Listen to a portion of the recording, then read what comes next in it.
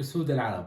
المنتخب المغربي فخر العرب يتأهل إلى الدور 16 بانتصار مستحق ومثير على المنتخب الكندي. مباراة كانت جميع القلوب العربية تهتف بصوت واحد: التوفيق للمنتخب المغربي. المنتخب المغربي أثبت أنه رقم صعب في هذه البطولة، وأنه حامل اللواء العربي في هذا المونديال. المنتخب المغربي على اختبار صعب مع المنتخب الإسباني المهزوز حقا.